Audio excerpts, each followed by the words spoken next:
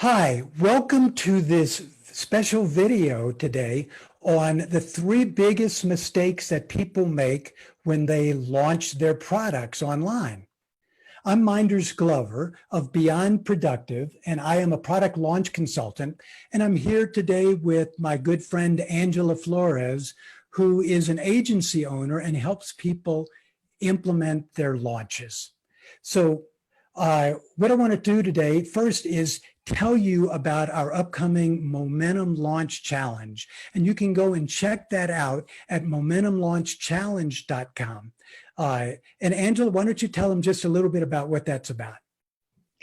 Absolutely. Thank you, Minders, for having me here. So before we get started with this video on the three biggest mistakes that online marketers make when launching, we want to tell you about our upcoming challenge that's starting very soon.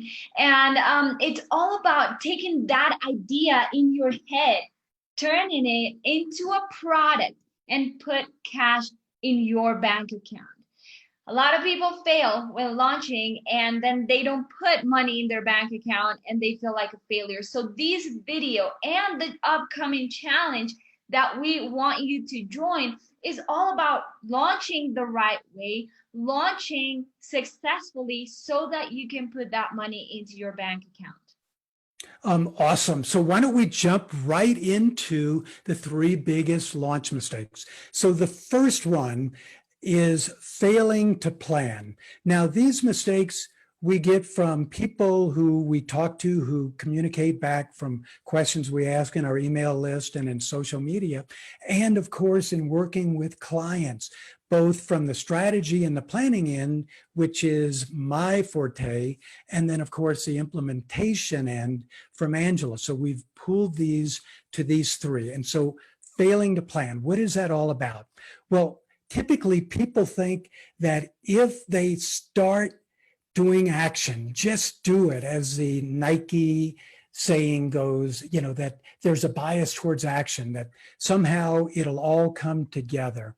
Well, contrary to that logic, planning is what really makes it all come together, because you've got everything set out in advance. And by having that advanced thought, you allow room for new insights to come along the way. So planning is the first and most important element in getting it right in launches. And then in relation to that is not having the right tools to go about planning. So what are some of those tools? So in our challenge, the first thing we do is we give you a roadmap, which is a tool that gives an overview of not only planning an individual launch, but in planning your entire business, one launch after another, or what we call a sequence of launches. And then, of course, you need a way to manage the whole thing, a dashboard, so to speak, where you can see what's going on in a launch and in your entire business. So that's the first tool. The other tool I want to talk about, then I'll give it to Angela, is a launch checklist. Now, there's no better way to make sure that you're on top of your launch than have a checklist that covers all aspects that go into pre-planning your launch itself, the cart open period, all of the product and social media preparation and everything else. So that's a big part of it, and we'll be sharing that as well. Angela, on to you.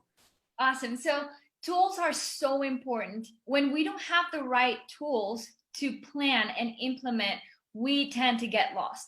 So for planning, there are certain tools that you really need, and very basic things like a calendar. Okay, put all of your deliverables, all of your milestones in a calendar so that you know if your goal is realistic, if you're going to be able to do all the things that you need to do to launch before your launch date. If not, okay, now you have an idea and you can move your goal a little bit further away. And also, like, know how to predict your long-term success. During the Momentum Launch Challenge, we are going to introduce amazing tools that will allow you to understand how to predict that success, those tools that you need in order to plan. Okay, these are the numbers that I need. These are the number of leads that I need to get in to get to that long-term goal. So these tools are like, when you, for example, you're gardening and you don't have the right shovel, how do you plan to dig a big hole if you don't have the right tools? It's exactly the same with launching and planning. You need these specific tools to be able to predict and keep track of your launch. So don't forget to join the challenge to get more insight into those tools that we're going to give you to do your planning and implementation. Great. Now let's jump right into the big mistake number 2, and that is not sticking with one thing.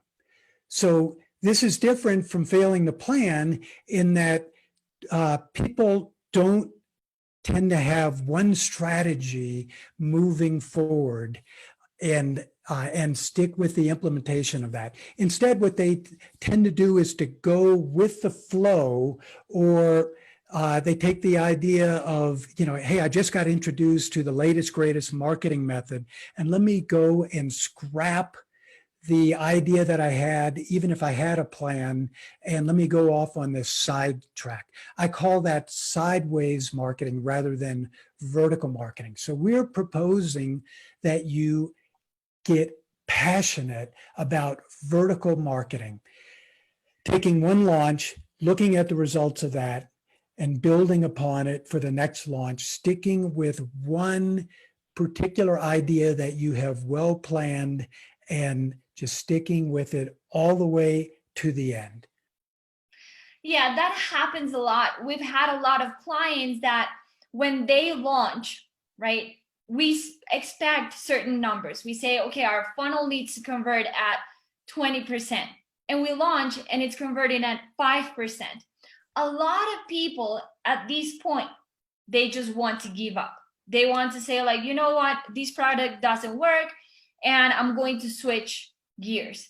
But what you need to do is stick to that plan, make the changes that you need inside of that launch that you're doing to make your goals, to hit your goals.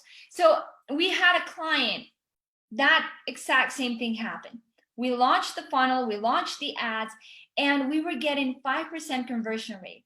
And we were losing money because it was a physical product. So it cost more to produce the product than what we were making on the funnel.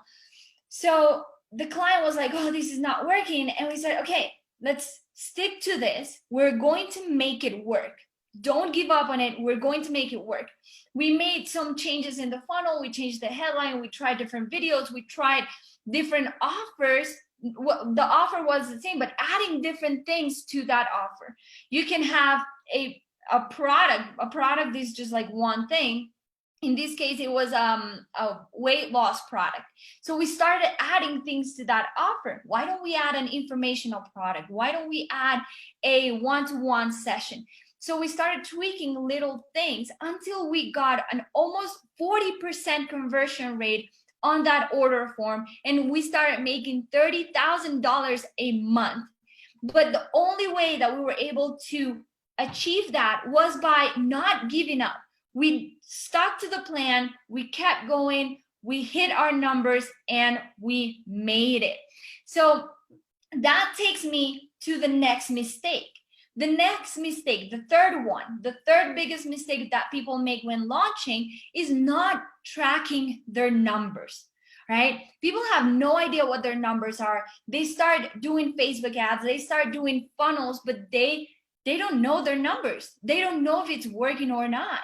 And they don't know if it's the ad that is not working or if it's the funnel that it's not working. When in reality, you have certain KPIs that you need to track along the entire marketing funnel, from the front end in your ads to your sales funnel, to be able to hit your goals. So a lot of people, they just launch and they have no idea what their numbers are. They don't know what what the KPIs are and what they should be hitting in order to hit that goal. They say, okay, I'm going to launch and I'm going to make $10,000 with this launch, but they don't know how many leads they need to get those $10,000. They don't know how much their funnel needs to convert. So one of the biggest mistakes that you can do in your launch is not tracking your numbers. Your numbers tell a story.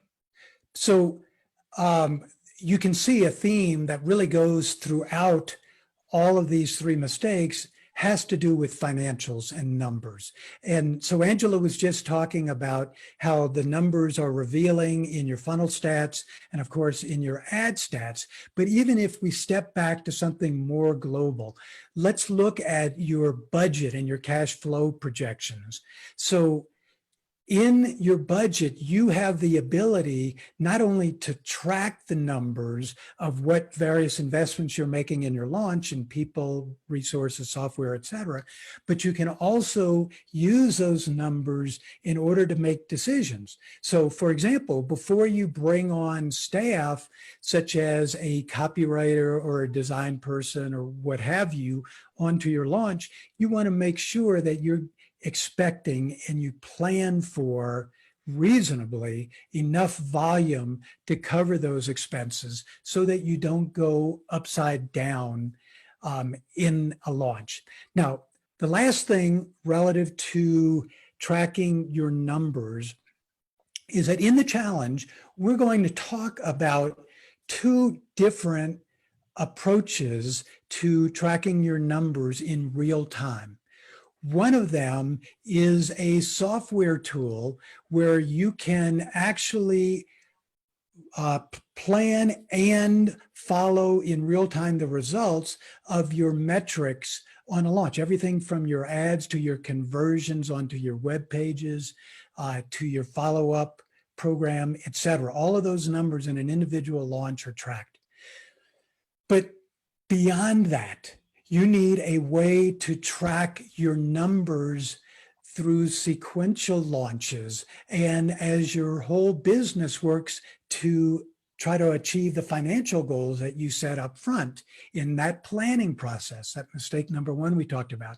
So we're going to introduce to you a sequential financial projection process that enables you to update your numbers and see how quickly you can get to your financial targets with the plan that you set about for your business. So come and join us with this challenge that's starting here in just a few days. So again, I want to invite you to go to momentumlaunchchallenge.com and we'll see you soon.